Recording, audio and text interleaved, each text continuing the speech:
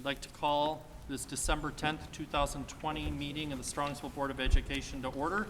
Mr. Anagnostou, would you take the roll? Mrs. Bissell? Here. Mrs. Salee? Here. Mr. Micko? Here. Mr. Roberts? Here. Mrs. Hauser? Here. We are all present. Would you please stand and join me in the Pledge of Allegiance? I pledge allegiance to the flag of the United States of America and to the republic for which it stands, one nation, under God, indivisible, with liberty and justice for all. Next on our agenda is district goals. Our district goals remain the same: student achievement and growth, financial prudence, and community engagement. The pandemic is challenging all three of those goals, but we have some recognition tonight that I think will highlight student achievement, so I appreciate that. Next is public comment. I do not see any public comment. And we can now move on to recognition. Dr. Ryba. Thank you, Mr. Micko. Well, it's been a long time since we've been able to have a recognition because of the pandemic, but we're thrilled to celebrate some of our outstanding fall athletes. So I'm going to bring our athletic director, Denny Ziegler, up to the podium to start the recognitions tonight. Denny?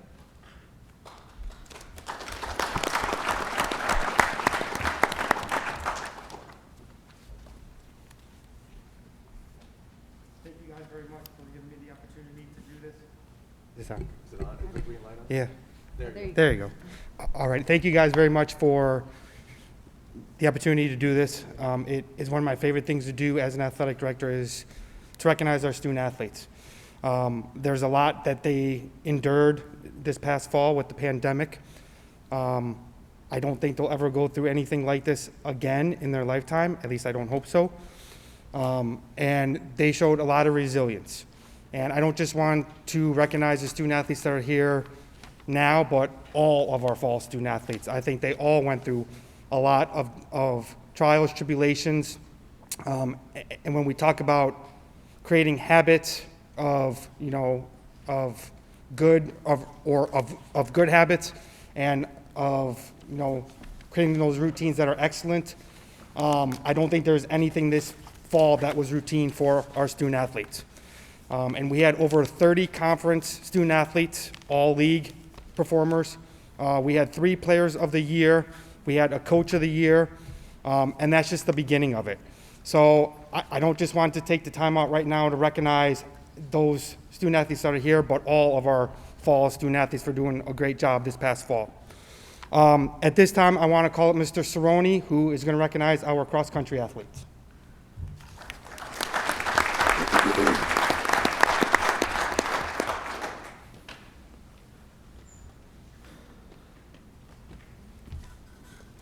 Thank you, Denny.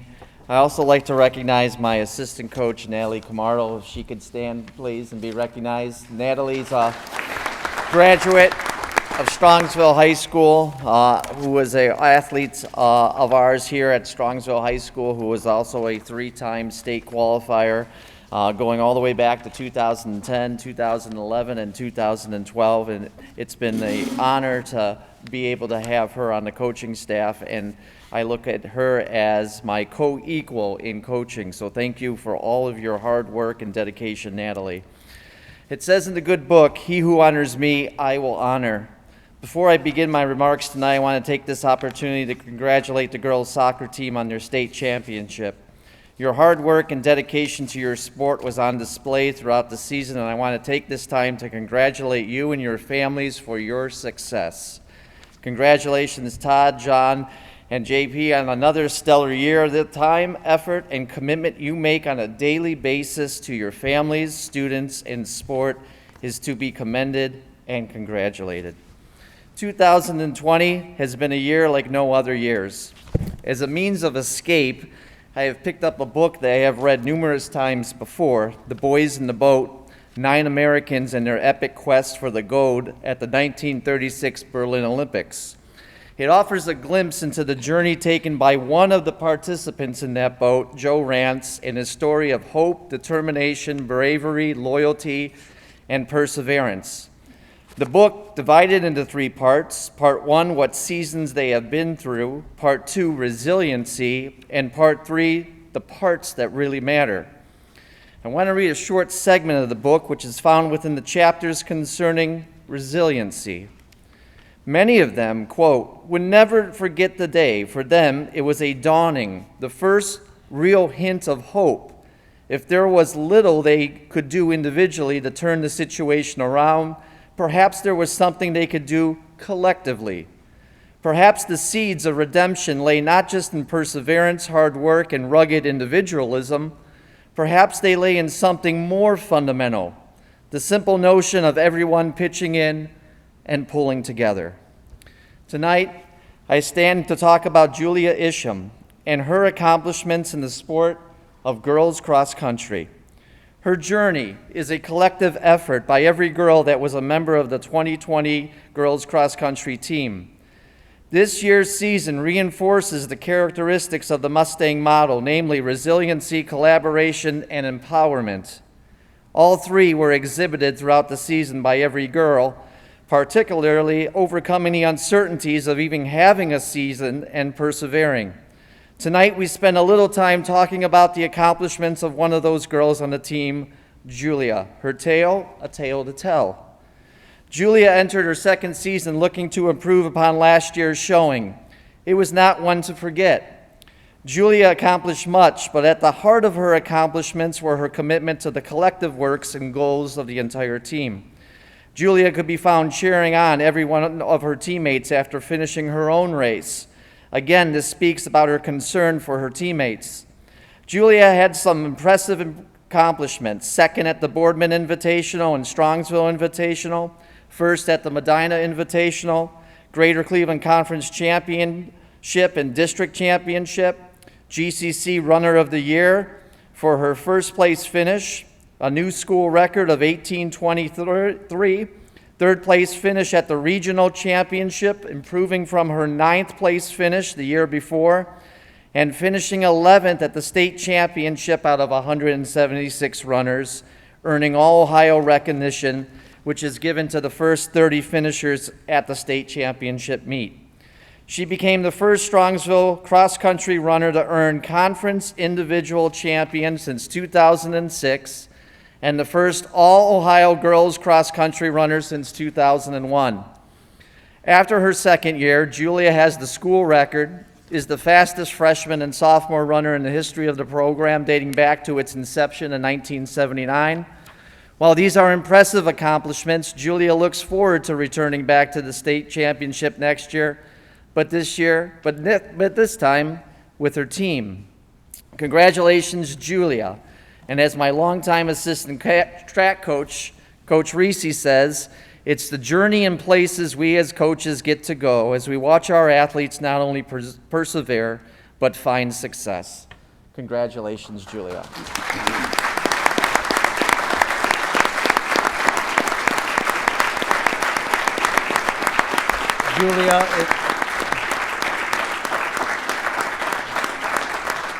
Julia, if you can please stand. No, Julia, You stand. this is your moment. So see that camera over there? We want to make sure everybody can recognize the phenomenal job you did. So please stand for a moment. Let the camera get you.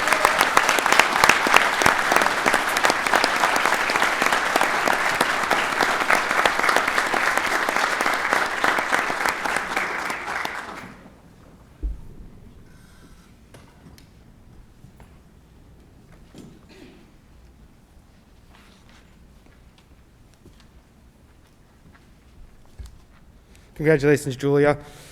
And just a side note, Julia is a two-sport athlete. She did play soccer last year as well, so she's very familiar with the success that not only her own with her running ability, but also with the girls' soccer team. So congratulations, Julia. Before recognizing Mr. Church and the girls' soccer team, I just want to say it was an outstanding honor to be able to watch them play the entire season. They went over 500 minutes of game time of not allowing a goal. They didn't allow a goal until, I think they gave up 2 goals the second game of the year, and then they didn't give up another goal until the entire playoffs. And so it says a lot about the character they have on the team, the skill set they have, the way they are taught, and how they approach the overall game of soccer. It was a group of girls that learned a lot from each other. During the times of summer with the COVID policies, procedures that were in place, they found creative ways to make themselves better as a group and as a team.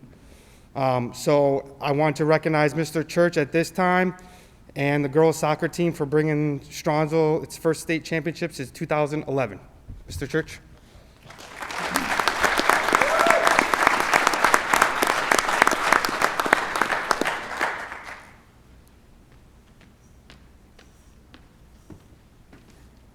Well, thank you so much. It's a joy to be here. Before I start, I do want to congratulate Julia and your family. I know both her and her family very well, and tremendous honor for you. To run your best in the biggest meet says a lot. So congratulations, Coach Cerrone, on that as well. I think she deserves another hand. Okay. I'd like to start my remarks with some thank yous. Certainly my boss, Denny Ziegler, he supports the extras, and you know, it's more than just administrating the athletic department to him.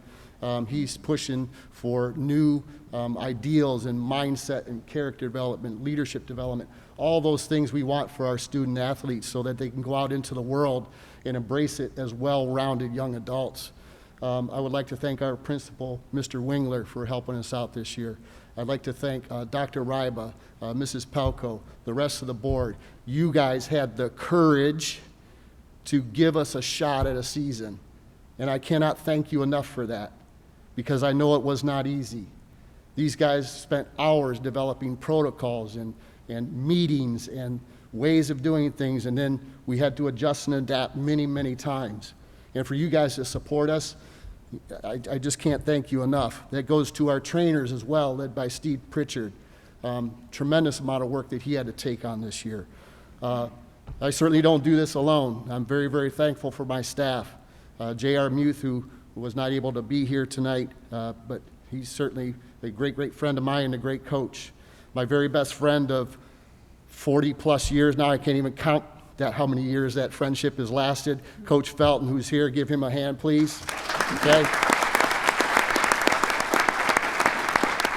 I refer to him as the architect of this thing. I am a steward, and what he's done is amazing. Coach Nick Heiniger, where you at? Yes, give him a hand. Okay. A lot of stuff would not happen with Strongsville Soccer were it not for Coach Heiniger and his work he does with Strongsville Soccer Organization. We have one of the most special coaches any place can have in the country. Stand up, Coach Freddie.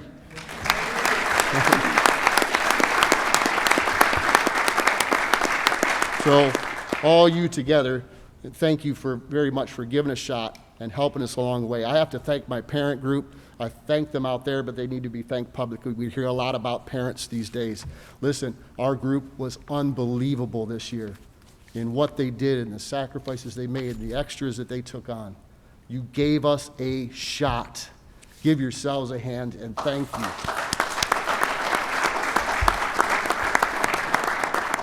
Before I speak about the soccer, I think it's important to recognize that the group of girls that I'm going to introduce you to, their cumulative GPA, I basically would have to double my high school GPA to equal their total team cumulative GPA. They had a GPA team-wise 3.78 as a team. So you've got some academic achievers, you've got people that serve the community in multiple different ways. They're involved in their school community. These are some tremendous young adults in that realm, and that's where we want them to be successful at in the big game of life. Soccer hopefully can prepare them a little bit for that. Listen, this season was an absolute magical thing. You know, you look at our history, starting with the first state championship in 1998, you look at a span of 22 years, this program's won 15 conference titles, 19 district championships, 13 Final Four appearances, 9 state final appearances, and now 5 state championships. Wow. For any one team now within our program, it is really hard to outdo the other, given that history. This team did it by giving this program their first perfect season, unbeaten, untied, against one of the toughest schedules that we could put together and one of the toughest schedules anybody plays nationally. Half of the teams we played this year were ranked in the top 15 at the time we played them. We ran the table. It was unbelievable. When you look at the tournament, and Ohio's soccer tournament is incredibly hard to win in the big school division. You have 150 schools, everybody's in the tournament. You've got to win 7 games or go home over the course of a month's time. Mentally, physically, really hard to do. These girls average 4.5 goals a game in the playoffs. They scored no less than 3 goals in any one game. Absolutely amazing, amazing performance by them. It was unbelievable. But for me, you know, you look at the whole thing, what this group did was nothing short of miraculous because of the conditions that they did it in. But to me, it's not a surprise because you guys have committed to doing the extras and preparing for adversity. You know E plus R equals O better than almost anybody out there. And it served its purpose this year.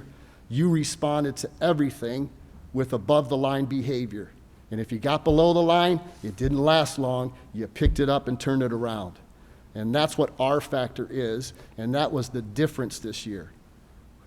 When things get difficult, the great people get really good really fast.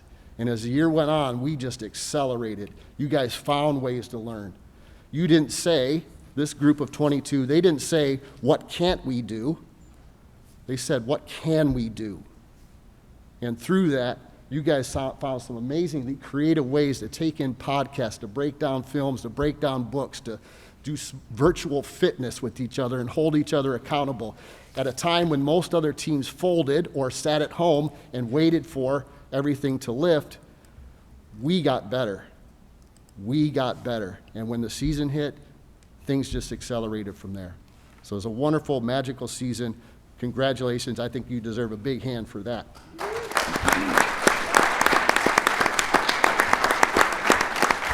And if I may, I would like you to meet all 22 of these girls. They are special. We have not had much chance to celebrate. Again, I thank you for the courage and the stage for us to do this tonight, because it is nice to have closure to what was a very, very special season. So thank you. And should we hold the applause to the end? Is that how we should do that? Whatever. Okay. Oh boy.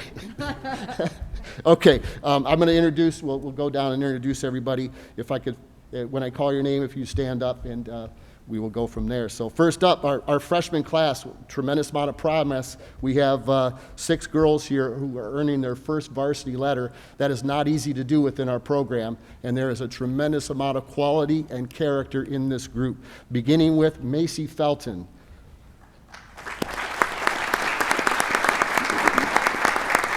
Macy played a great center back with us, was honorable mention Greater Cleveland Conference for us this year. Thank you, Macy.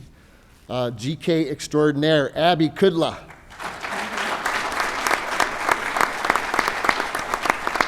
It's been a long while since we've had a keeper that could win a game for us. Abby, you are that keeper. You can win games for us, and we thank you. Grace Pasco.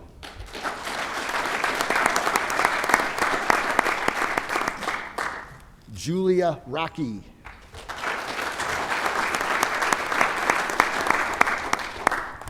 Skylar Rooks.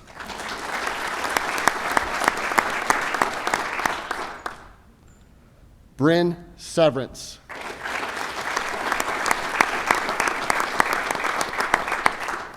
And just an aside, it makes me so proud to look out here and see these guys, because we've known most of these kids since they're 6, 7, 8 years old.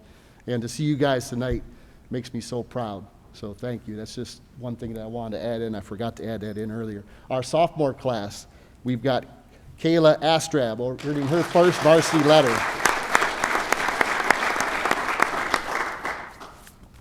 We've got Taylor Demerly. second-year varsity letter. And oh, by the way, just scored the game winner down in Columbus. Yeah, give a little love for that, I would think, yeah. McKenna Hardin, first-year varsity letter.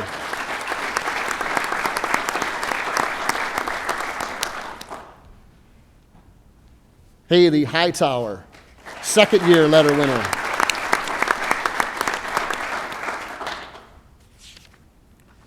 Kylie Jika.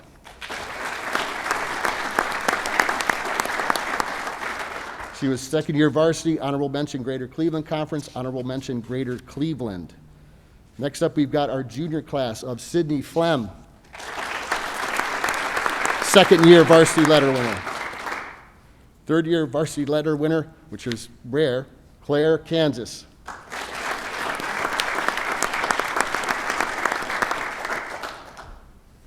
Second-year varsity letter winner, Reagan Kinney.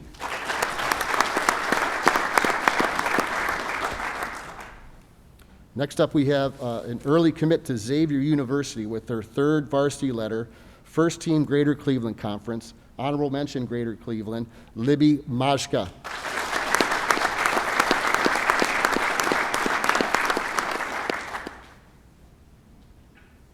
Next up again, we have another third-year letter winner, Megan McFadden.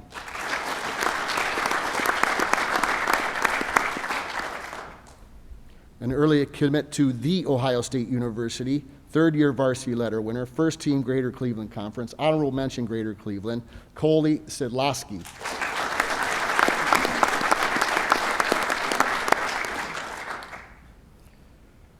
Third-year letter winner, honorable mention Greater Cleveland, Libby Zacharias.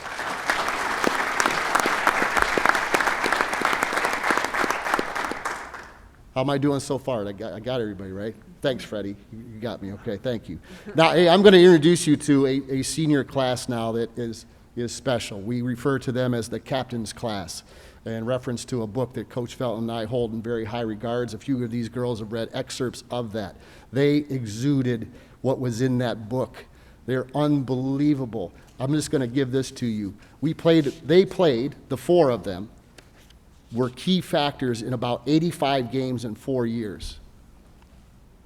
They won 70 of those 85 games. That is absolutely remarkable. 2 Final Eight appearances, 1 state final appearance, and 1 state championship, one of our better runs that we've ever had out of a senior class. Give them a hand. Yes. This is a great honor for me to introduce you. First up, Memphis commit, 4-year varsity letter winner, first team Greater Cleveland Conference, first team Greater Cleveland, first team All-Ohio, second year in a row for All-Ohio honors. We have Peyton Felton.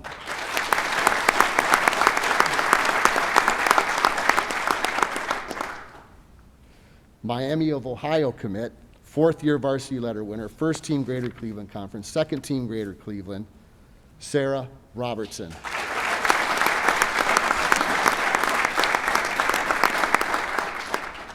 And yours may be one of the most watched goals that I've watched back this year, your head ball against Akron-Hoban. I just love that one, man. That was magic, magic. Cleveland State commit, 4-year varsity letter winner, first team Greater Cleveland Conference, second team Greater Cleveland, and the Senior Academic Award for Ohio, which is for a GPA of 3.8 or higher, Maddie Snyder.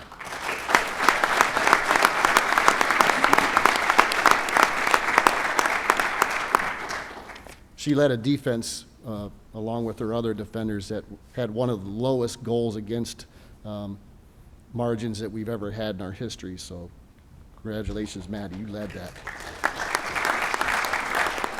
And we have Xavier commit, 4-year varsity letter winner, Greater Cleveland Conference Player of the Year for the second year running, Greater Cleveland Player of the Year for second running, first team All-Ohio, the first in our program's history to have 3 All-Ohio awards, and the Senior Academic Award, All-American last year, that has yet to be announced this year, Shelby Salee.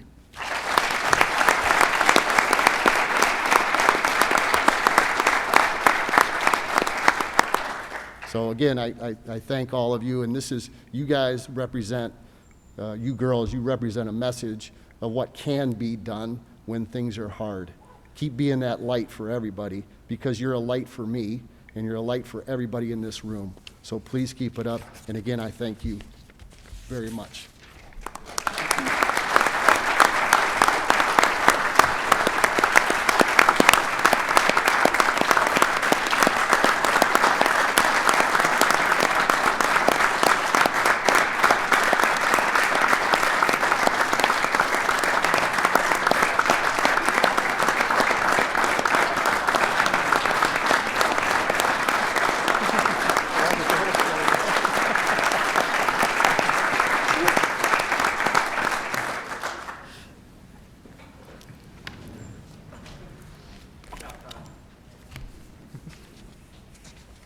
Well, Coach Church, I just want to take a moment on behalf of the board to thank you, to thank the team of young ladies.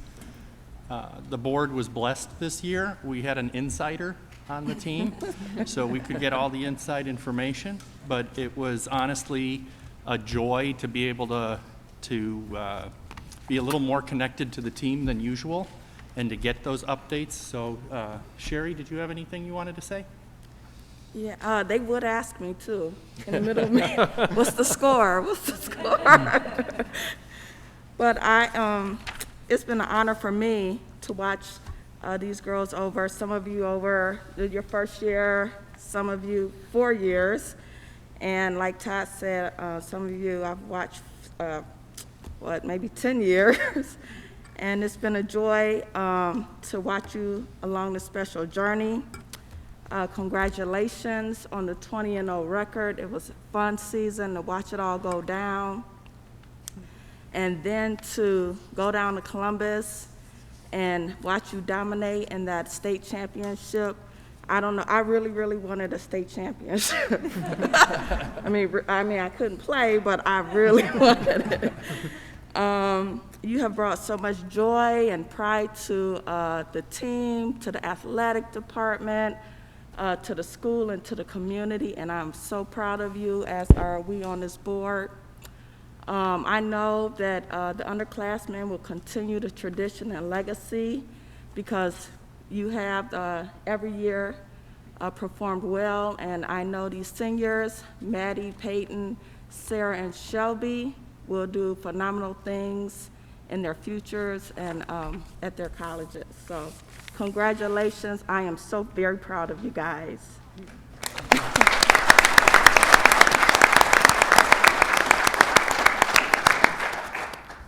I just want to close with, I'm going to start by thanking everyone. I'm going to thank the coaches, Coach Church, Coach Felton, Coach East, and all the other coaches I'm forgetting.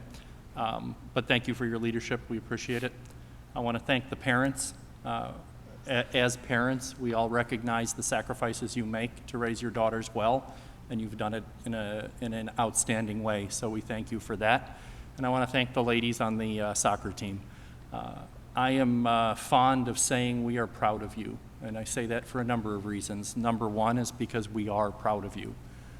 The other reason I say it is I don't think young people hear that enough, but you have done the right things, the good things. You've done all the things well, and you deserve all the honors you've earned through your hard work and your luck and sticking together as a team. So we're, again, congratulations. We're very proud of you. One of the things I'm fond of saying is one of the reasons we're proud of you is that you are models for younger Mustangs. And now that you've done that, other younger Mustangs can see what you've done and set their minds to do it. But what is particularly pleasing to me is you're an example of that. You all were young ladies, and you watched older Lady Mustang soccer teams have success, have state championships, and you learned from that. But you also had to put a little bit of icing on the cake. An undefeated season was unheard of. But in Strongsville, it's not just something you imagine, it's something you do. And now those younger Mustangs can set their goals to having repeat undefeated seasons. So once again, we're proud of you and congratulations. Thank you.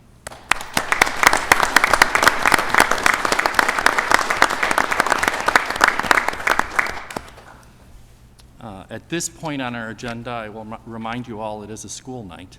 So if you want to escape and/or leave quietly, you may. Thank you again for coming, and have a good holiday season.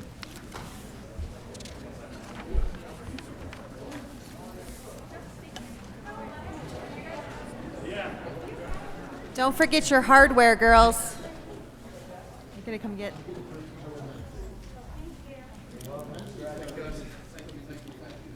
Thank you. Thanks, Coach. Congratulations. Happy New Year. Nice job, Fred.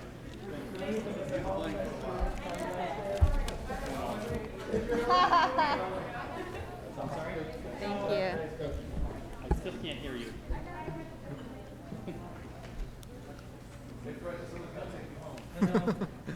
See, it's fun.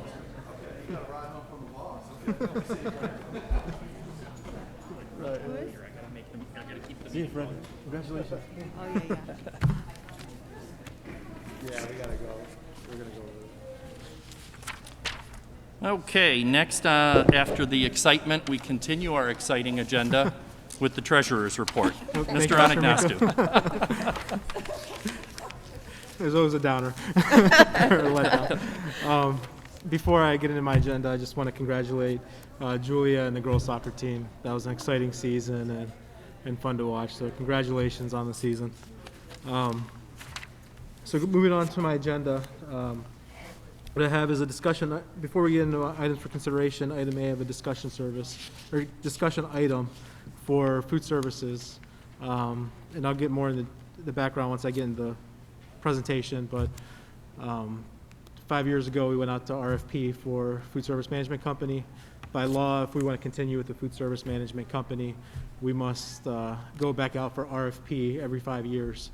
So we're at that point again. This is our 5th and final year, so we must go back out to RFP. And I've prepared a presentation to kind of evaluate where we were and how we did over the last 5 years.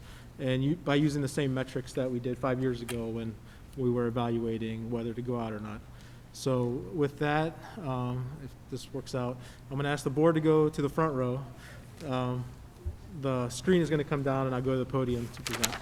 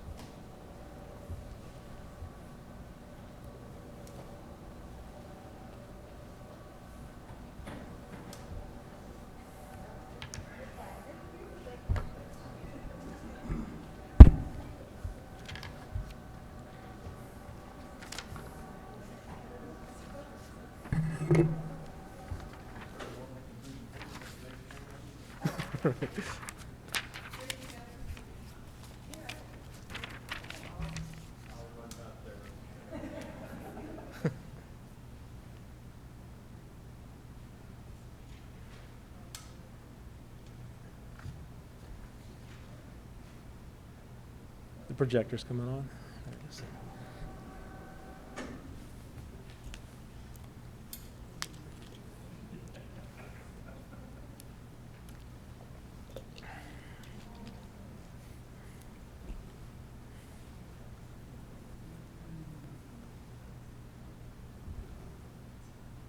Is there anything I got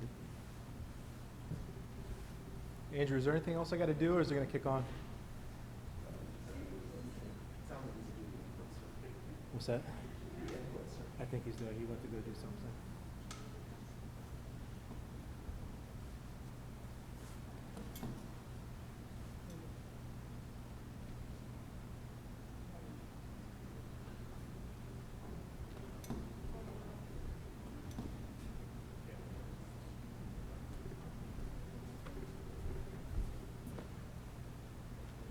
Do we got to switch the input? We got to switch the input? That's what usually happens, doesn't it? Let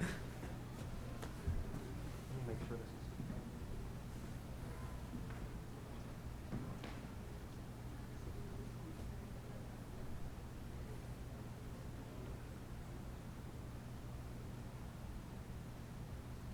There we go.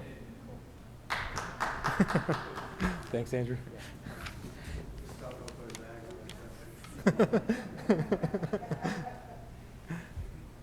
All right.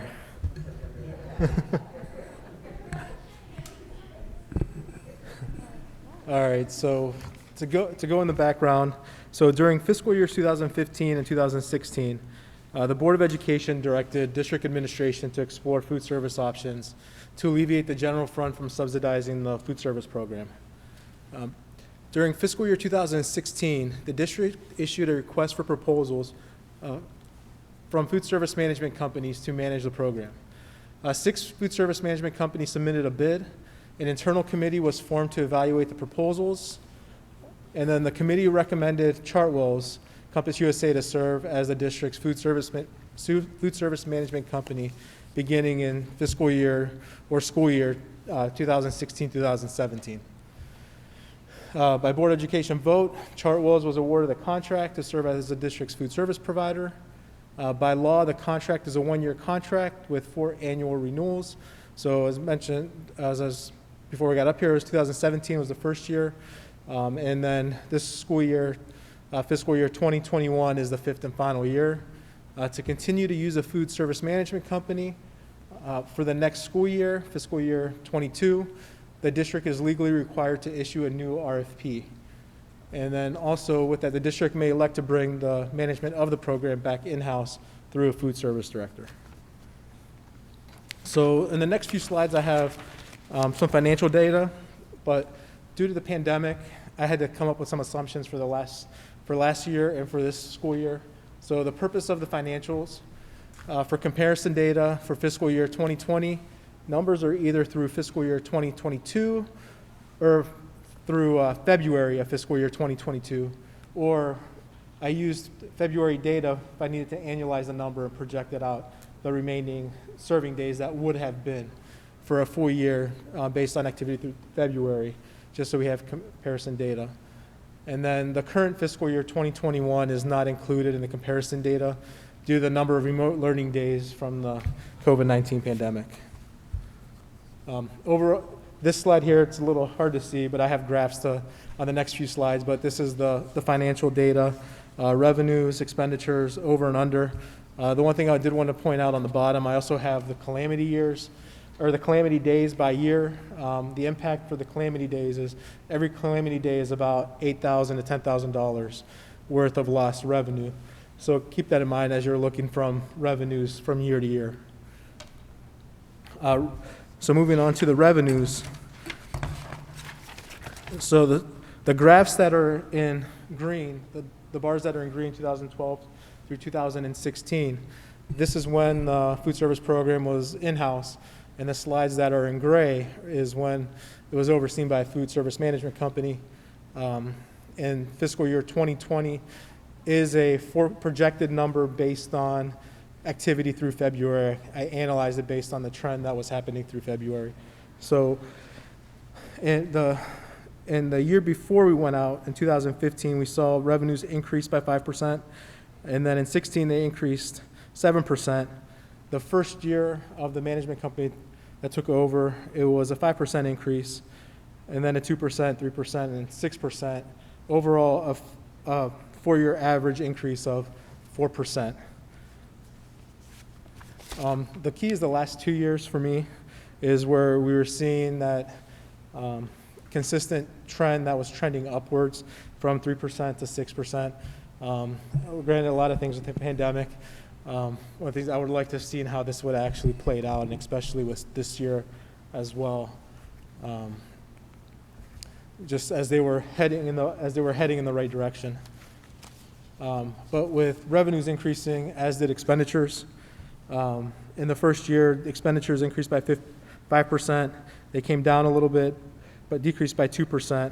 And then the last 2 years, they increased by 3% each year for a 5-year average of, or for a 4-year average of 5%.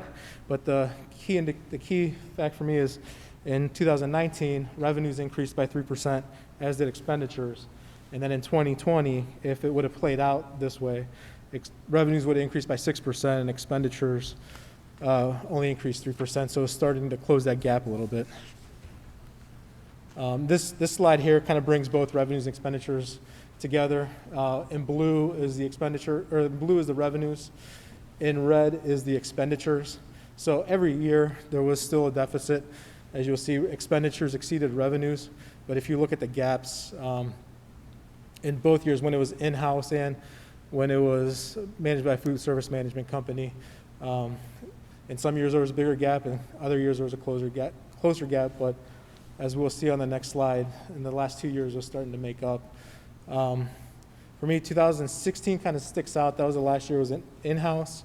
You will see that there's a spike. That was the best year. To me, when looking at the data, a couple of things stick out to me.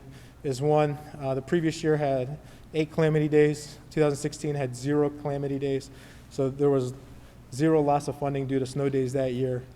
And then also there were some expenditure reductions as we consolidated, as we closed the elementary school. So there were some costs that were saved there by not having a food service manager for that year. But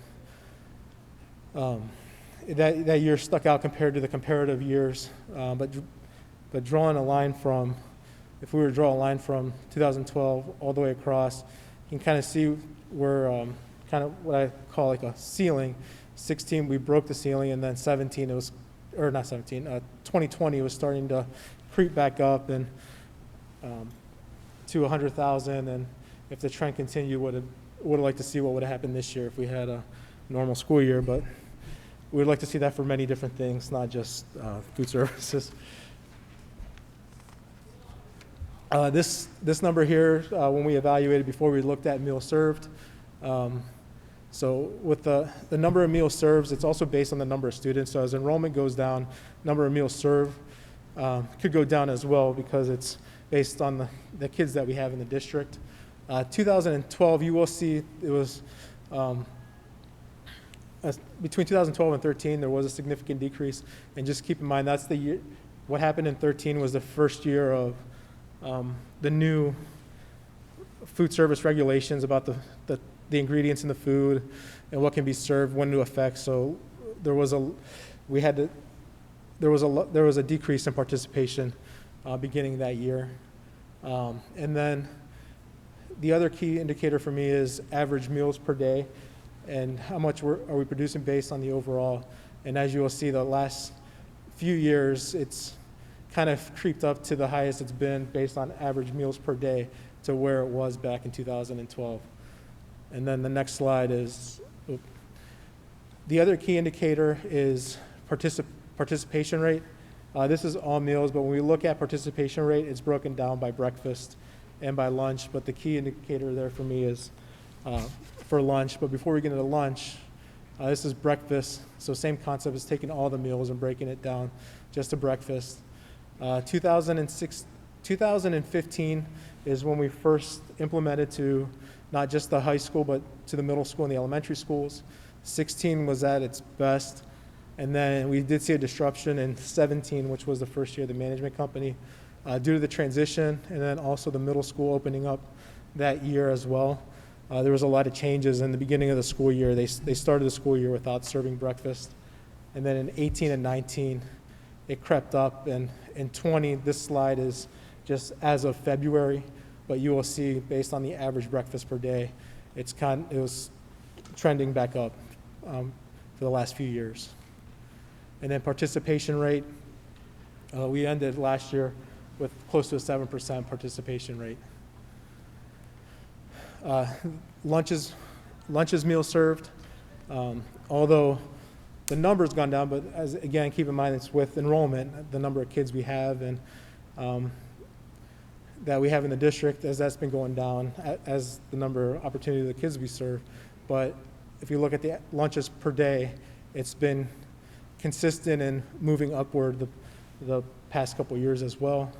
And then comparing that against participation rate for lunches, it's the highest it's been for 2019, it's the highest it's been since 2012. And then also if 2020 would have, this is as of February 2020, lunch was at close to 50% participation rate. And then when we looked at this data 5 years ago, we measured the revenue per meal and the cost per meal. So as you can see, the last couple years, the gap has been closing. There's been a few years even while it's been managed by the management company and internally, they had those variances where there was gaps, it came down. So the data was the trends were consistent. And then even the last 2 years, it was starting to get a little bit closer. So we'd like to see how the rest of the year and this year would have played out. So with that, just looking at the data, my recommendation for the process to where we're at is to complete and issue an RFP. But as we do that, we also look an option to compare the RFP results back to what would it be compared against if we brought it in-house. With that, we would form an internal committee to review, evaluate, and make a recommendation to the Board of Education, like we did last time, whether it be with a food service management company or if we look to bring it back in-house as well. The committee will be similar makeup as the committee we had last time, which was 2 board members, the superintendent, treasurer, assistant superintendent, operations manager, elementary principal, middle school principal or assistant principal, and same thing with the high school, either the principal or assistant principal designee. Timeline, so there is a timeline that we would, if we were to go out for bid, that we would need to move forward with in order to be able to implement for next school year. By the end of this month, I would need to complete the RFP. The RFP, the template is provided by the Ohio Department of Education. I have to fill out their template with our data. And then once that's completed, before it goes live, I must submit the RFP back to ODE, and they must approve it. Once they approve it, the RFP needs to go out live for 30 days. And while it's out there for 30 days, within the first 2 weeks, or after 2 weeks, there must be a pre-bid meeting with interested vendors to ask any questions. And last time when we brought them in, we also did a tour of the facilities. Depending on our situation, I don't know if we can do that this time, but we must have some sort of pre-bid meeting to address any questions or clarification questions that they might ask. And OD requires a pre-bid meeting 2 weeks after the RFP has been lived. So if we're able to get the approval back from the Ohio Department of Education, my goal is to have the RFP live the week of January 18th, and then keep it open for a month, and then during the last 2 months, or the last 2 weeks of February going into March, have the administration evaluate the RFPs through a evaluation rubric that I have to create, and as part of the RFP, that evaluation rubric must be included in the RFP itself, so vendors know how they're going to be scored. And that valuation rubric also has to be approved by ODE as well. And then during March, we could have, the committee can come together and do vendor interviews if necessary and evaluation, and we can make that recommendation as a committee.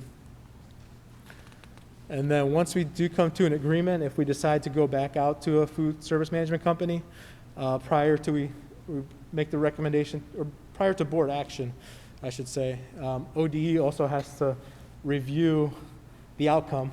So I would have to send them our process, any documentation with the process to show there was a pre-bid meeting, to show all the results of the bids, and that it was what they're looking for, was it a fair process? So I have to show that. They would give their blessing, and then the time frame would, once they approve it, they ask for 3 weeks time from submission for them to get back to us, looking at a May time frame to bring it to the Board of Education for consideration, depending on which recommendation we do. And this is just the draft timeline.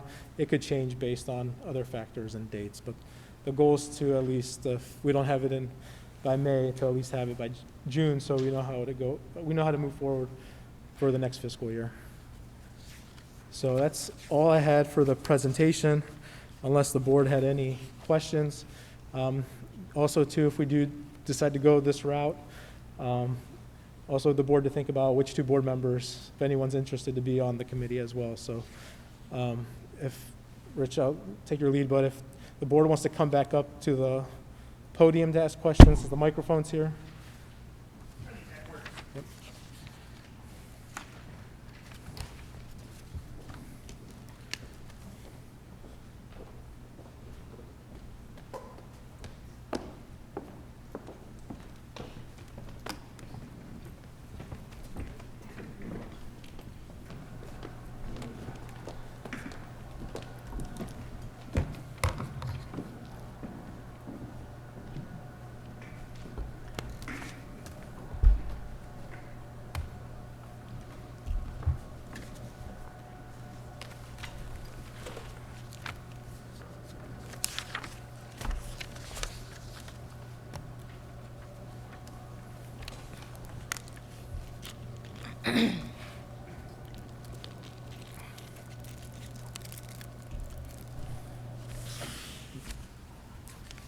Thank you for the presentation, George. It was almost as riveting as the soccer recognition. Did anyone have any questions for George?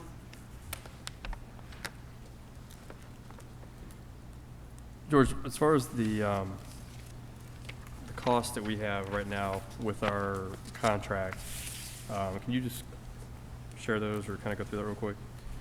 Yeah, so are you, for clarification, are you referring to the management fee and the administrative fee? Yes. Okay, so the question is, within the contract, there's a administrative fee and a management fee. The management fee is about $32,000 a year, and every year, since the inception of the contract, it increased by, and it was built in there, it increased by the consumer price index. And then also there was a administrative fee that right now it's currently at 0.07, well, it's really 777 cents. I get I don't know the correct term, per meal served. And that comes out, on a normal school year, when I look back at 2019, it was about 33,000.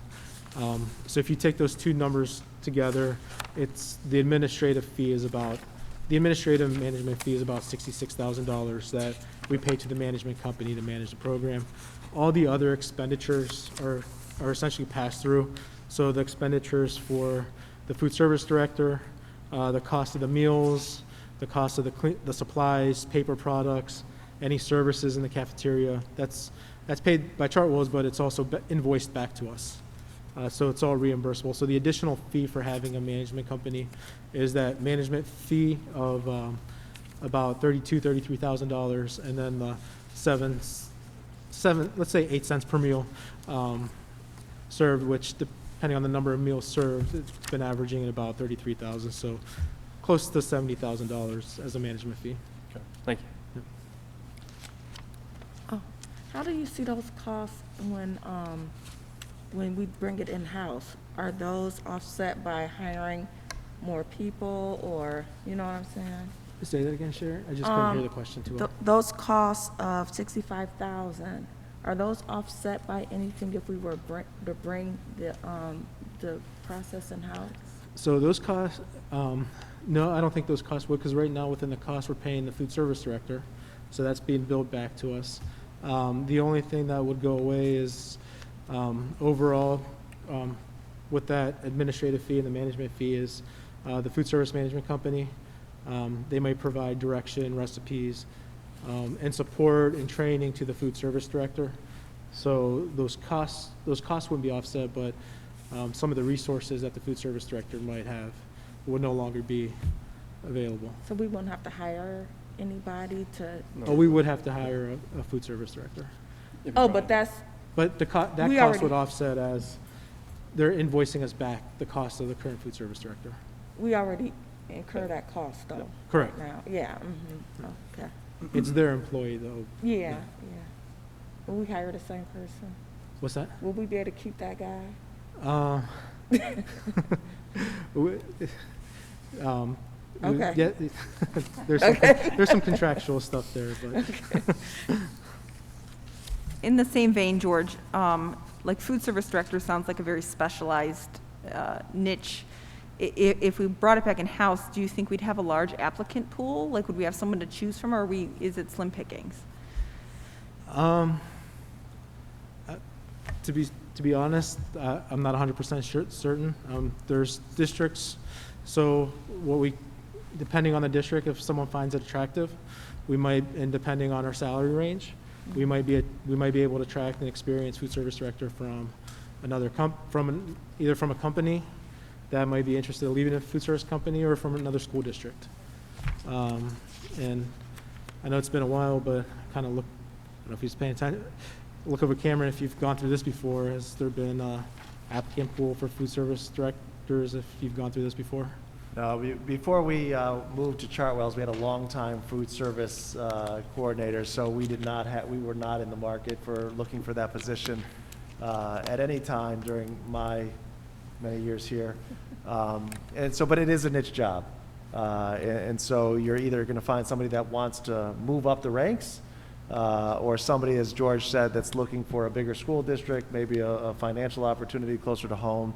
But with jobs such as this, we've seen a limited pool, wouldn't you say, like 10 to 12, qualified candidates. So it's always a possibility, but it's not like, we post for a principal job, we're going to get 100 plus applicants. You're not going to get that for this type of job. Would you agree, Jim?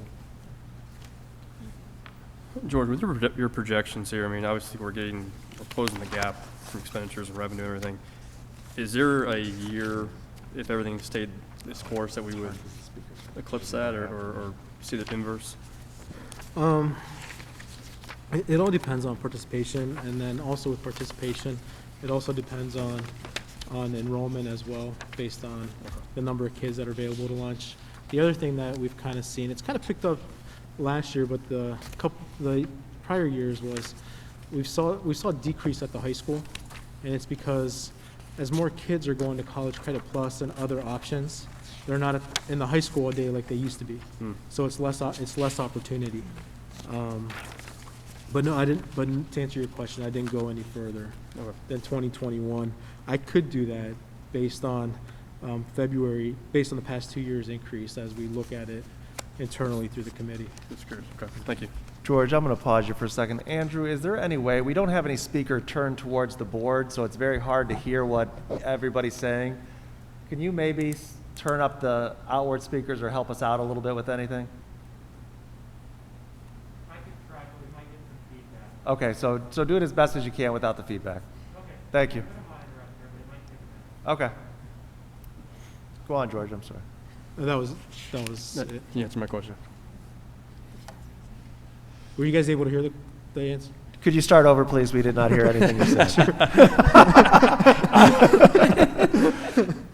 So I'm just teasing, George. Oh no, I didn't even hear that question. I thought you meant repeat his answer. Could you start at the beginning of your presentation? Sure. Should we go back I out could there? do that.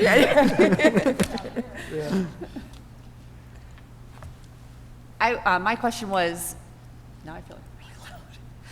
5 years ago, we had 6 companies that came with a bid. Do we know, there's still those companies out there that will come back again? I at least know a few of them because I've been getting random requests on LinkedIn and random emails from other companies, so I think we're on their radar. But there's the big ones. Chartwells is a big one. Airmark, Sodexo, the Nutrition Group, and I think there was another one, Tayer. So they'll probably put a bid in as they did last time. George, can you send us the list of the 6 that were from last time? Say that again, Michelle? Can you send us a list of the 6? Yeah. Thank you. Just some procedural. If we do nothing, we're bringing it in-house by default. Correct. So to give the public and fellow board members a little bit of history from my perspective, when we originally went down this road, part of it was financial and trying to be good stewards to the taxpayer. But my memory is we also wanted to improve the product. We wanted to, you know, you don't get a whole lot of compliments on school lunch food. But we did say if we were going to go through the exercise, can we be better stewards to the taxpayer and at the same time improve the product that we're offering? You know, we had the year of restrictive regulation that, for lack of a better description, made the lunches taste worse, and so people weren't buying them. So a lot of this was a reaction to that. I'm comfortable that we should move forward. Anything we can do to be better stewards to the taxpayer is obviously a plus. This will be an opportunity for us to see how we've done in the past 5 years and see whether Chartwell's can improve their offering or whether other agencies can improve their offering. But more importantly, I think it behooves us to say, based on what we've learned, let's compare that to in-house and make that another example of what we're going to do, and then we'll make a decision. One of my concerns is with the pandemic and all of the additional responsibilities we have from that. Can you take a look at making sure that our principals or our associate principals who have enough going on, if we bring them in, that we make sure to use their time wisely? You know, all of the companies will wine and dine us, not with real wine, but they will eventually show us their wares, et cetera. So I just want to be respectful of their time and their commitment. I know this is a big project for you. I know this is a big project for our business director, but we need to do it, but let's just be cognizant of that. But unless there's any other questions, I think the direction from the board is to move forward. And we can discuss who the 2 board representatives are globally with all the other discussions we're having as far as responsibilities on committees and liaisons. We'll just make that part of the conversation. Okay. Anything else you need as far as direction is concerned? No, I think I'm good. Thank you. Yep.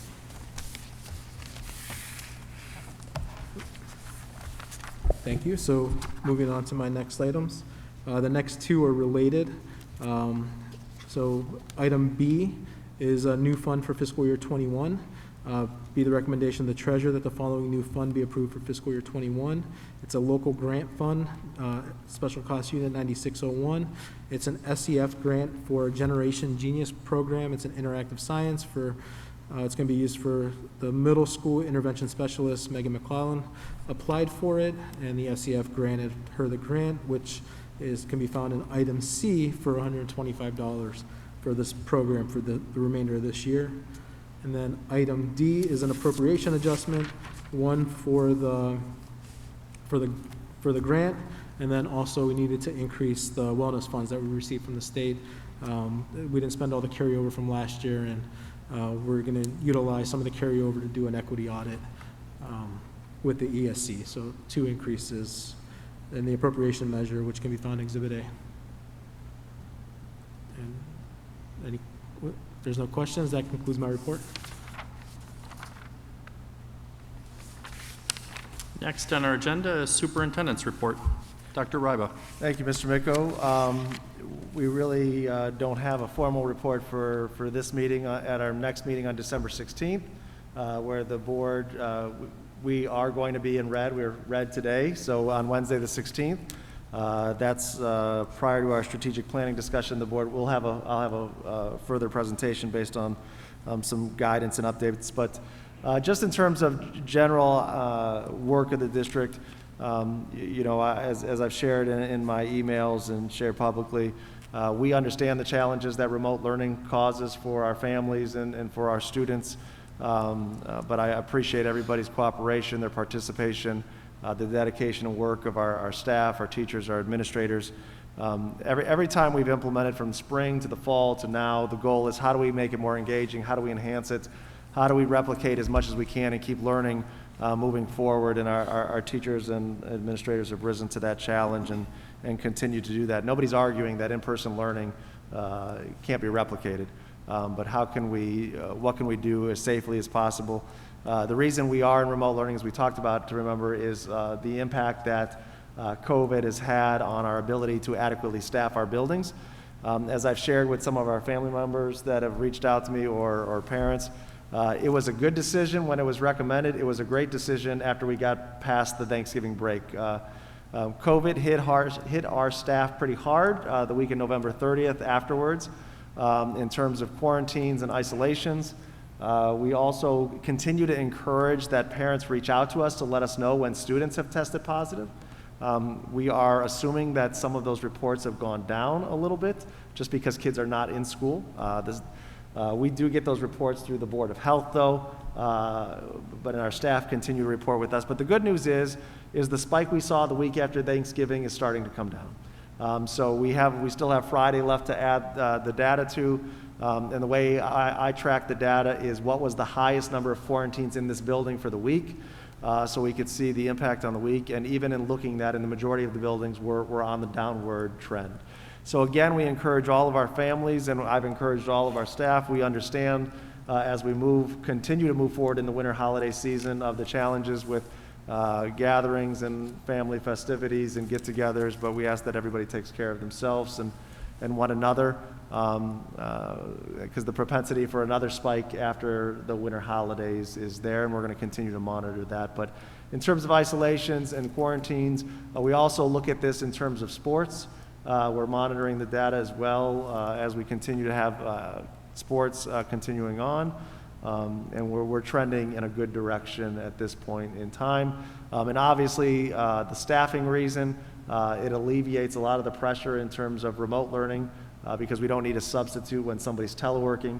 And so we do have substitutes in place for, unfortunately, some of our staff members are just not healthy enough to work. So we do have substitutes in place for those individuals. But I'd like to just thank Jenny and her department for doing a phenomenal job of staffing and continuing things going in remote learning. Dave for his team, for all the tech challenges that we've had as we go through the different blended frameworks, and I can go around and thank every director and the work that they're doing. Erin for the work she's doing with our virtual programming and curriculum, and engaging in the work she's going to be doing for coming up for a PD day in terms of how we continue to engage in a remote learning setting. And so all that, I know Steve is here too, I see him back there. So all that Steve does and the work that we did, on Tuesday a couple weeks ago, we had everybody work from home in the best interest of everybody, and the work that his department has done to get things up and going for Wednesday, to get kids back, to get our kids back going that go to parochial school. So it's been a team effort, and we're doing okay right now, and hopefully we'll see that trend continue throughout the coming weeks. So unless there's specific questions or clarifications or things that the board would like me to have prepared for the 16th, I turn it over to the board for any additional questions you may have. Any questions for Cameron?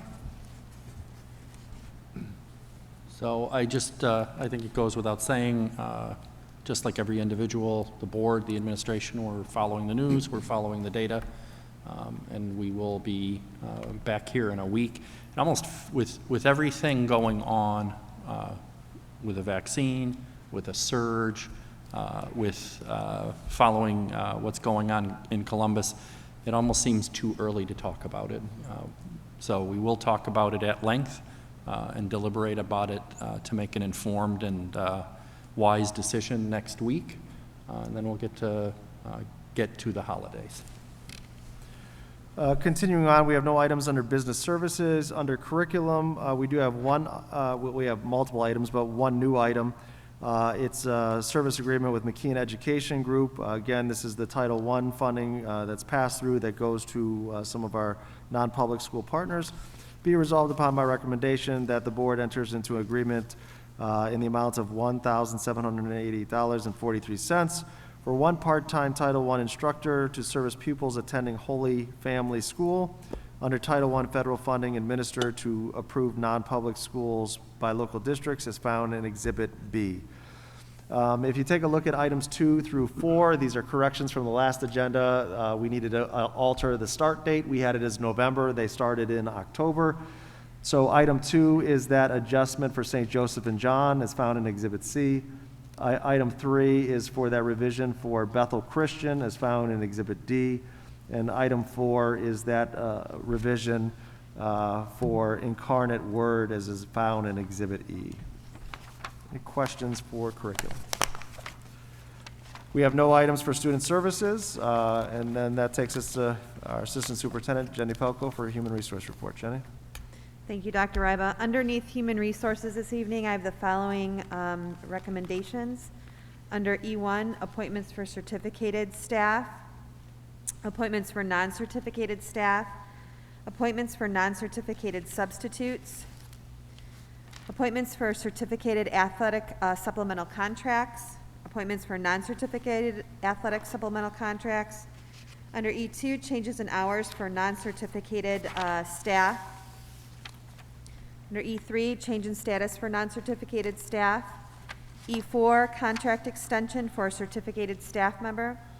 E5, continuing contract for non-certificated staff. Under E6, medical leave for certificated and medical leaves for non-certificated. Under E7, we have 2 volunteer track coaches. And that concludes my report.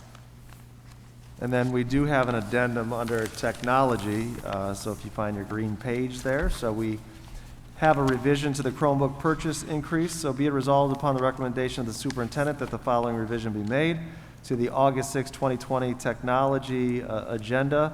The amount changed from not to exceed $125,000 to not to exceed $210,000. So giving a little, and there's no exhibit. So to give a little context, this was approved to purchase Chromebooks.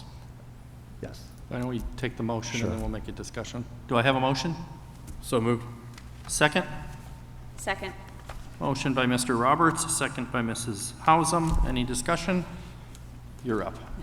So in this agenda, we approved a set amount not to exceed to purchase Chromebooks. We were able to purchase, we've talked about the challenges we've had with being able to purchase some Chromebooks. We were able to find a provider to get us a limited amount. We purchased those. So some of that original $125,000 was utilized to purchase a set of Chromebooks that are now in the buildings. Well, the good news is that same provider who's actually followed through in the past reached out to us a few days ago and said, hey, we've got some additional Chromebooks that we have available. And if you submit the order, we should be able to get those to you hopefully in December, if not right after the first of the year. I know Dave is still working with them to finalize that delivery date. But with this purchase, if it's able to be followed through, and they follow through like they did in the past, this would purchase enough Chromebooks for our entire freshman class at the high school. They would get the Chromebooks that we've been waiting for with the other orders that didn't come through. If you remember, we took our Chromebooks from first and second grade and filtered them up to the freshman class. So once those are in, we're hopeful after the first of the year we can get the new Chromebooks to the freshman class, take the current freshman Chromebooks, put them back to the first and second grade classrooms, and then we're back to one-to-one for the entire district. So this would authorize the ability to move forward with that purchase and make that happen. How'd I do, Dave? Okay? All right. I just had a question about why the increase it's notable. Yeah. George? So why and Dave, correct me if I'm wrong, the increase is the original $125,000. We used that to purchase $40,000 worth of the teacher Chromebooks earlier in the year, so that drew down from that. And then this new order for 500 Chromebooks is for $132,000. So it just would have exceeded the amount that we would have spent. It's just the number of Chromebooks. We're buying more Chromebooks. Well, when you first approved this, and somebody correct me, this is my recollection, when you first approved this, we had multiple orders out there. So we were waiting for an order of 500 from this group and an order of 300 from this group. And so this was just for this one provider. It would get our Chromebooks for kindergarten. And then what we did is we used the additional Chromebooks to give to the teachers. And then we took the teachers' Chromebooks and filtered those back to the students. And so the reason for the increase is now we are purchasing, we put an order for we want to order for 550 So when you take a look at that, that's the increase, is because we're basically saying those other orders are hopeful, but we don't see that they're a reality, that they're going to come through. So we're going to take this one, amend it. We're adding 550 additional Chromebooks, which takes you over the 125,000. Yep. Right, Dave? Okay. So that we're clear, with that said, the Chromebooks that we have out there that we don't expect to be delivered, that money will go back to the budget. It would are you anticipating to keep those, Dave, those orders, or for next year, or? It depends on the supply chain and when we get these in. I can check with the vendors and see what the projected timeline is going to be. If the projected timeline has still been moved into later in the spring or summer, then, it might be more beneficial to use those Chromebooks for the fall instead of having to put a new order in and being put back at the bottom of the new one. And so one of the things, and that's a great question, and so what Dave said, just so everybody could hear, that's, watching on YouTube, is that, it may be beneficial to keep those orders if we can get them in the fall. That way we don't start over in the process of the line that we're in. Buying these Chromebooks for the freshmen fixes a 2020-21 problem.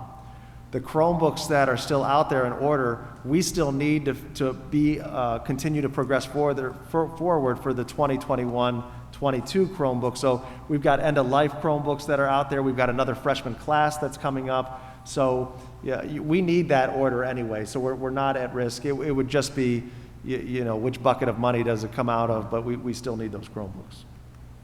And so it sounds like we're pulling forward. Correct.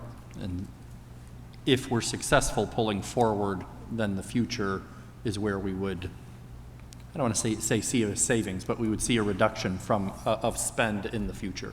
Right. We're buying 2 years worth of Chromebooks At once. in this financial period. Yeah. Any other discussion? Would you take the roll, George? Yep. Mr. Roberts? Yes. Mrs. Hausum? Yes. Mrs. Bissell? Yes. Mrs. Salee? Yes. Mr. Miko? Yes, and the motion carries. And that concludes my report. Before we move on, are there any other questions for Dr. Ryba and his superintendent's report? Hearing none, next is report on Polaris Career Center. Mrs. Bissell. Thank you. We did have our December meeting earlier in this week. That was virtual, as it will be in January, so that is a change for us. We had been meeting in person. Two things of note in terms of COVID. They did see 5 cases this week, and so they have currently 6 cases, and that caused them to rethink things a little bit because all of those cases came in on Monday, so kind of in the consequence of the weekend period. So they did decide to close Polaris to high school students tomorrow and Monday, and then the rest of the week will be fine until Christmas break, and then they are still deciding what to do after Christmas break, so that's to be determined. And something exciting that you can check out too as members of our community is this is the time where usually they're doing a lot of recruiting, where they're in the schools talking to the sophomore students, and obviously they can't do that. So they've put together some really awesome virtual visits and videos that you can access. They're not up yet, but they should be next week. There's a virtual tour that is pretty fantastic, and it shows off the new facility very well. So check out their website for that. And then they do, if you have a sophomore or even a freshman that may be interested in Polaris in the coming years, they're doing short videos of every program that's offered there, so you can look specifically at the programs that might be of interest. So keep an eye on the website if you're interested in those things. That concludes my report. Thank you. Next is report on legislation. It is my turn this month. The message I wanted to share with the community, if you haven't seen it in the news already, but Senator Dolan has said that because of difficulty scheduling hearings, difficulty trying to get people in for subcommittee reports, et cetera, that the fair funding legislation will be delayed most likely until next year. I think everyone is cautious about that announcement. I think that's the nicest way to put it. But I will say as far as Senator Dolan's concerned, he's always been a champion for Strongsville and for education in general. And the reality of it is that the next biennium budget is when this needs to be done by. So if it's done by December or it's done by June, it needs to get done. And I think that's the message we want to make sure that Representative Patton and Senator Dolan hear clearly. I don't think I need to worry about whether it's done in December or early next year, but we do need to get it done. And anything either of them need from Strongsville, we're ready to help. So that completes my report on legislation. Liaison and committee reports. Do we want to start with Seth? Sure.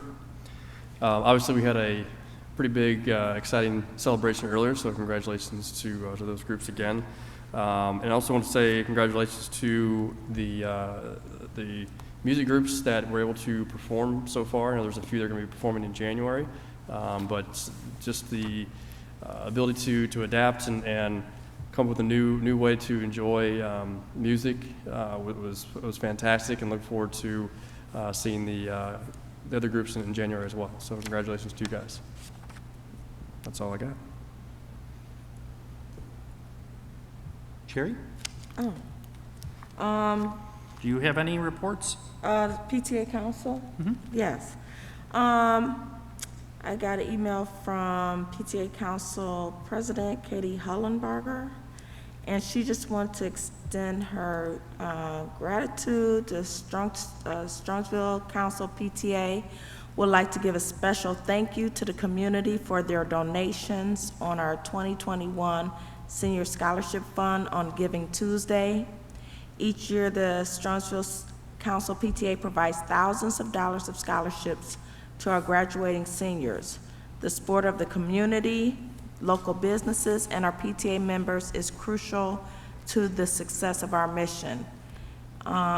She wants to extend a special thank you for the generous donation from Grayley and Company, who co-sponsored the scholarship.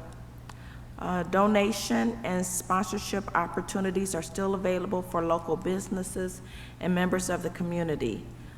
You can text the word Mustangs to, and the number is 919-626-3277, and she will send you, or you will receive a donation link.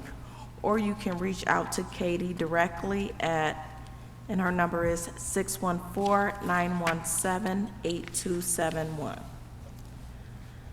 And also, the food bank is still looking for donations, so you can donate to the food bank over there by, what's the name of that street? By the library. So, and the contact for that would be Hillary Yankello. I don't have her number, but I can provide that later. Thank you. And that concludes my report. Laura? Yes, the Strongsville Education Foundation, the Board of Trustees had a meeting this morning via Zoom. To note, they elected their officials, their officers for the 2021 year. They talked about grants again. They've approved 2 grants for the district so far this year. And to note, since the Education Foundation was conceived, they've donated $238,000 to the school district. So I'd just like to give a thank you for that. And that was basically it. So that concludes my report. Thank you. Michelle, did you have any reports? City Council.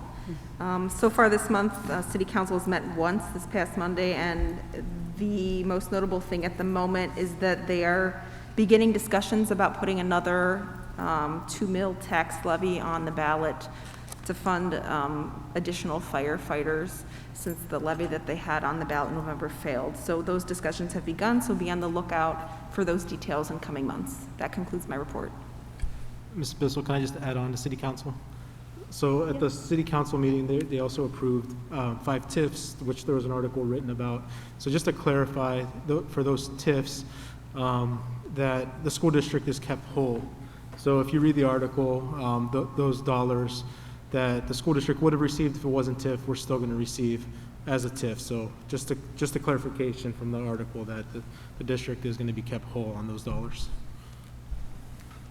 And I just want to publicly thank City Council and the Mayor's Office as an example of our partnership that the school and the city has. They've always recognized the TIFs are and can be a useful tool for economic development, but used inappropriately, they can hurt the school district, and they've always championed making sure that the school district is not harmed, and we thank them for that. So next is board committee reports. Finance Committee. The next meeting is to be announced. Policy Committee. Do I have a report? We did have a meeting on Tuesday, December. It was December. It was in December. It was December 1st or 2nd? Second. December 2nd was our meeting. Another rousing and exciting Policy Committee meeting. But we did, again, we joke about Policy Committee, but it is an important committee, and we go through our policies and make sure that that they have compliance with both state and federal law. So we went through a number of those, and we also discussed one that is so important that we are going to have it on tonight's agenda. So we'll discuss that more when we get there, and our next meeting is to be announced.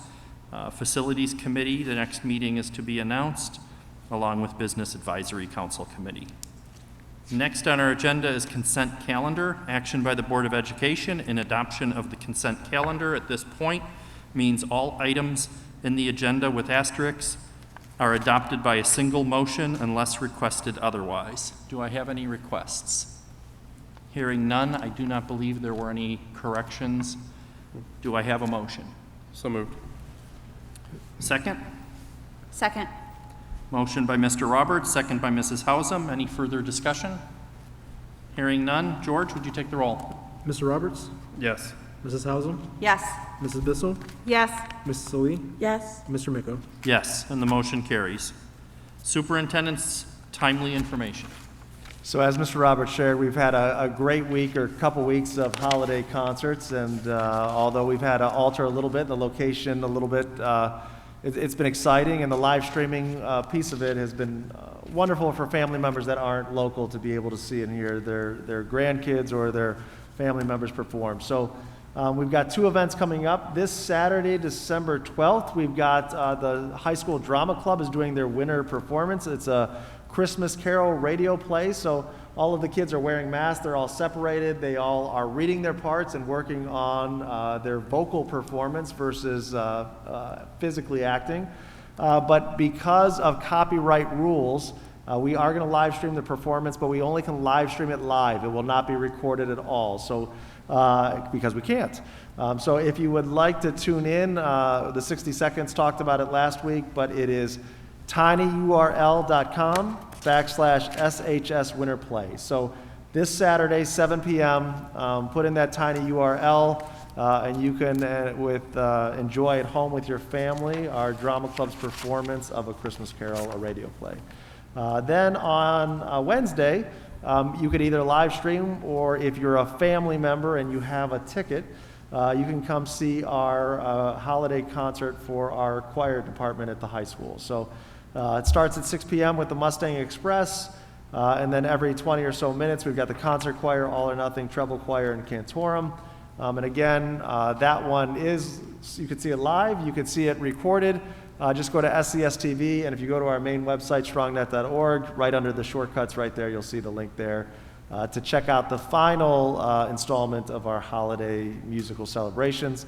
And then we start our winter break. Our students started on Friday, December 18th, and we look forward to resuming on January 4th. And next week we will determine a plan for how we will resume. So with that, Mr. Miko, that concludes my timely information. I would just like to add on to timely information. My favorite radio station on Sirius is 148, which is the oldies radio station, much to the chagrin of members of my family. But I'm really looking forward to the radio play, and I don't know if it's recommended or not, but I think it'll be fun to just listen to it.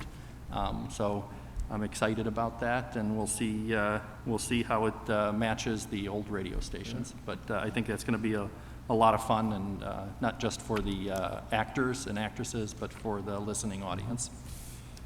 Next on our agenda is board policies. We have a only reading, better known as the first reading, second and third readings waived. It is revised policy 8330, student records. Do I have a motion? So moved. Second? Second. Motion by Mr. Roberts, second by Mrs. Hausum. Our discussion, I'll start. The change to this is to allow Polaris the ability to send emails to, in our policy, it'll be 6th graders through 12th graders. The purpose of that is to maintain compliance with our policy. If we don't make that change, they're not able to do that. And this policy is important to restrict who we share that information with and who we give that information to. But Polaris Career Center is one of our good partners, and it's important for them to be able to communicate with our students about their different program offerings. And with the pandemic, it's difficult to communicate with our students. So this, in my opinion, is a reasonable change to our policy. Is there any other questions or comments? Hearing none, take the roll. Mr. Roberts? Yes. Mrs. Hausum? Yes. Mrs. Bissell? Yes. Mrs. Solis? Yes. Mr. Miko? Yes, and the motion carries. And I'm assuming at our next agenda, we'll have the Correct, first yeah. reading for the batch That's of correct. policies that were at our committee meeting. Next is Board of Education Other. We can start with Board of Education meeting dates.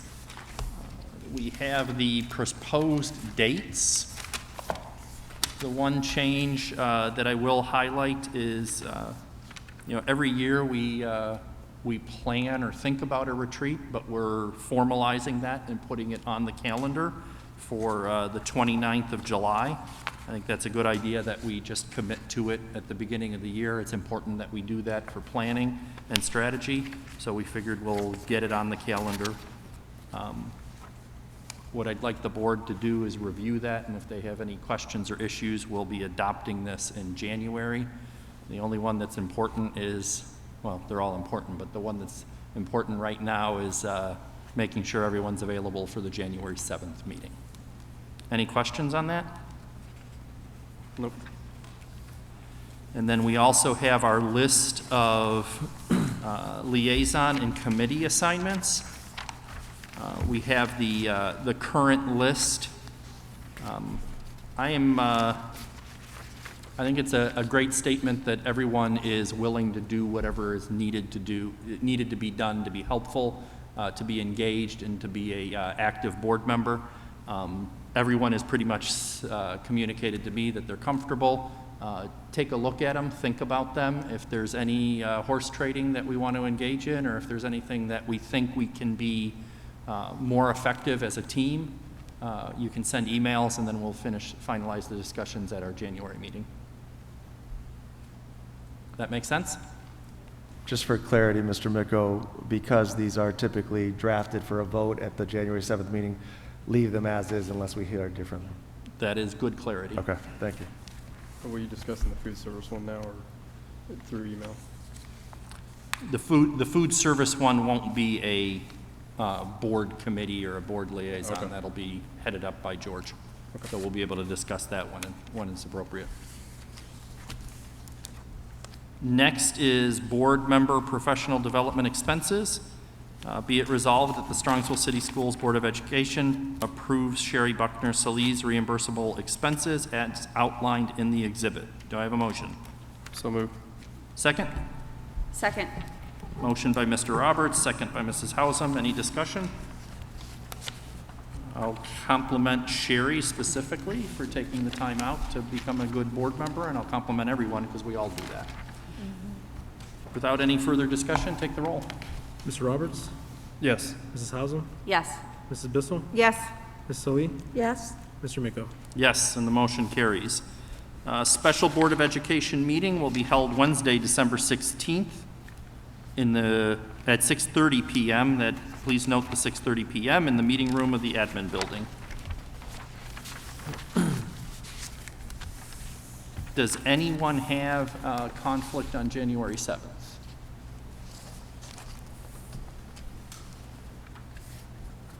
think so.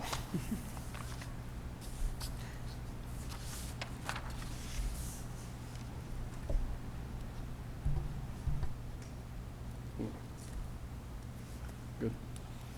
Hearing no conflicts, our Board of Education 2021 organizational work session meeting date will be January 7th at 7 p.m. in the meeting room of the admin building. Do I have a motion? So moved. Second? Second. Motion by Mr. Roberts, second by Mrs. Hausum. Any discussion? Hearing none, take the roll. Mr. Roberts? Yes. Mrs. Hausum? Yes. Mrs. Bissell? Yes. Mrs. Solis? Yes. Mr. Miko? Yes, and the motion carries. And then a housekeeping issue, we have appointment of President pro tempore for 2021 organizational work session meeting. Just as an explanation, all our positions retire at the end of the year. So the first thing we have to do is open the meeting, but if you don't have a officer to do it, you have to have a temporary officer. So do I have any nominations? I nominate Laura Hausum.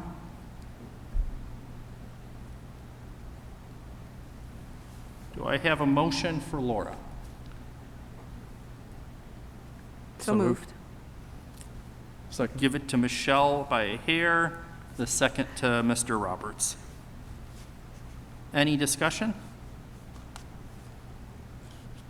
I will just compliment Laura. You are eminently qualified. We look forward to our organizational meeting. Mr. Anagnostou. Mrs. Bissell? Yes. Mr. Roberts? Yes. Mrs. Hausum? Yes. Mrs. Solis? Yes. Mr. Miko? Yes, and the motion carries. Congratulations. We do have need for executive session on the topics of To consider the discipline of a public employee, to prepare for negotiations with public employees concerning their compensation or other terms and conditions of their employment, and to consider matters required to be kept confidential by law or regulations or state statutes. Do I have a motion? So moved. Second? Second. Motion by Mr. Roberts, second by Mrs. Hausum. Any discussion? Hearing none, would you take the roll? Mr. Roberts? Yes. Mrs. Hausum? Yes. Mrs. Bissell? Yes. Mrs. Solis? Yes. Mr. Miko? Yes, and the motion carries. We will enter into executive session at 8:40. We have no anticipated business afterwards. I would like to just recognize that on December 7th, 1941, a few days ago, it was the 79th anniversary of the attack on Pearl Harbor, the precursor to the United States entering World War II. It is good for us to remember the sacrifice of many Americans, especially in this time of pandemic. I think it's good for us to have an example of the country coming together for a common cause and a common victory, and that's what I look forward to in 2021. Have a nice evening. Thank you very much.